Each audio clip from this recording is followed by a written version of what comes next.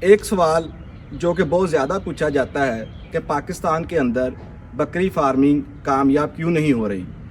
آج کی اس ویڈیو کے اندر میں 3 ایسے بنیادی پوائنٹ ریز کروں گا یا ایسے 3 بنیادی وجوہات بتاؤں گا کہ جو میں نے خود سیکھی، پڑھی اور جو میں سمجھتا ہوں کہ پاکستان کے اندر بکری فارمنگ کی ناکامی کی سب سے بڑی وجوہات ہیں۔ پہلے نمبر پہ مائنڈ سیٹ۔ منو بھائی ایک بہت بڑے صحافی تھے۔ میں سمجھتا ہوں کہ پاکستان کی صحافت منو بھائی کے نام کے بغیر ادھوری ہے۔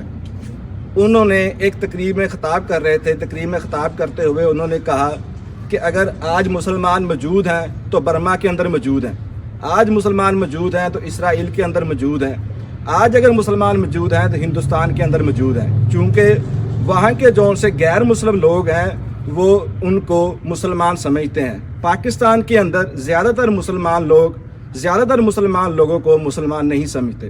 بالکل اسی طرح امریکہ کے اندر اگر گوٹ فارمنگ کامیابی سے ہو رہی ہے، آسٹریلیا کے اندر گوٹ فارمنگ کامیابی سے ہو رہی ہے، یورپین کنٹری کے اندر کامیابی سے ہو رہی ہے، ایون کہ انڈیا کے اندر کامیابی سے ہو رہی ہے، تو اس کی بنیادی وجہ یہ ہے کہ وہ لوگ گوٹ فارمنگ کو فارمنگ سمجھتے ہیں۔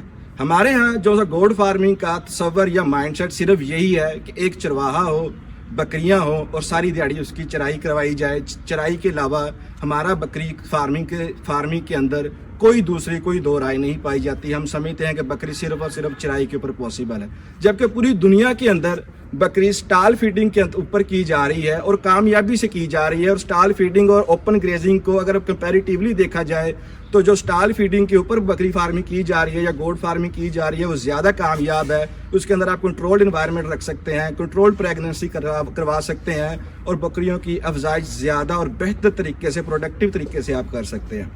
دوسری بنیادی وجہ خوراک۔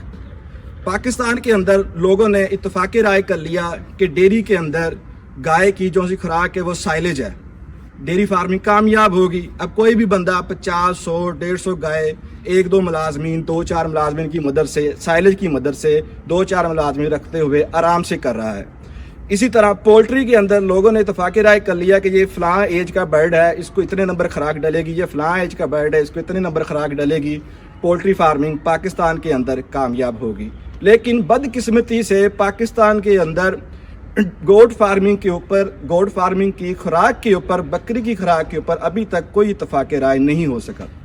بہت سے لوگ کہتے ہیں کہ ٹوٹل مکس راشن ڈالنا چاہیے، جس کو ہم TMR بولتے ہیں۔ بہت سے لوگ ایسے ہیں جو کہتے ہیں کہ خشک چارہ ڈالنا چاہیے، بہت سے لوگ ایسے ہیں جو کہتے ہیں کہ سبز چارہ ڈالنا چاہیے، بیچ میں ایسے لوگ بھی موجود ہیں جو کہتے ہیں کہ صرف انڈا ڈالنا چاہیے، اور اس کے اندر ایسے لوگ بھی موجود ہیں کہ جو کہتے ہیں کہ صرف اور صرف چرائی کرنی چاہیے۔ جب اتنی مختلف رائے، اتنے ڈیفیکلٹ کنفلکٹ آف ویوز آتا ہے، اتنی تصادم رائے جب پیدا ہوتا ہے تو اس کے نتیجے میں کنفیوژن کریٹ ہوتی ہے، اور نیا جو سا بگنر ہے، جو نیا فارمر ہے، وہ کنفیوژن کا شکار ہوتا ہے، اور بکری فارمنگ کی ناکامی کا ایک بنیادی وجہ یہ بھی بنتی ہے۔ تیسرے نمبر پہ ویکسینیشن کی پراپر آگاہی نہ ہونا۔ پاکستان کے اندر لوگوں کے اندر ویکسینیشن کے متعلق، بکریوں کی ویکسینیشن کے متعلق زیادہ آگاہی نہیں ہے۔ جو بکریوں کی 3 بڑی بیماریاں ہیں، پیسٹ ٹیسٹ رومینٹس یا جس کو PPR کہتے ہیں، اور دوسری CCPV، اور تیسری ETV نیروٹاکسیمیا بھی جس کو کہتے ہیں، ان کے بارے میں لوگوں کے اندر پراپر آگاہی نہیں ہے اور نہ ہی پراپر ویکسینیشن کی جاتی ہے۔ اگر آپ نے خوراک اچھی رکھ لی، اچھی ڈائٹ رکھ لی، اچھا مائنڈ سیٹ بنا لیا، لیکن آپ نے ویکسینیشن نہیں کی تو آپ ایٹ دی اینڈ بکری فارمنگ کے اندر ناکام ہو جاتے ہیں۔ آئندہ ویڈیو میں وہ پوائنٹس زیر بحث لے کے آؤں گا کہ جس کے اوپر عمل درآمد کرتے ہوئے ہم پاکستان کے اندر بکری فارمنگ کو کامیاب کر سکتے ہیں۔ خدا حافظ۔